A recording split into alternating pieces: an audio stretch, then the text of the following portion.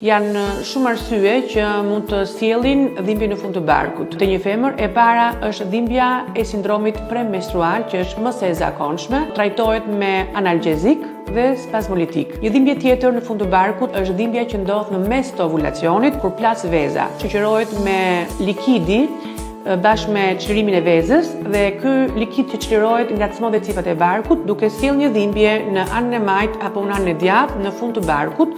Një shkak tjetër ginekologjik është edhe dhimbja nga infeksione ginekologjike seksualisht të transmetuar. Përmendim këtu trikomonas, gardnerel. Një element tjetër janë dhimbjet e karakterit rëndus që vijnë nga prezenca e fibromiomave në mitër apo dhe prania e kisteve me përmasa të mesme deri të konsiderueshme apo dhe kistomave. Për të gjitha këto dhimbjet, çdo paciente është mirë të marrë kontakt me mjekun e saj ginekolog.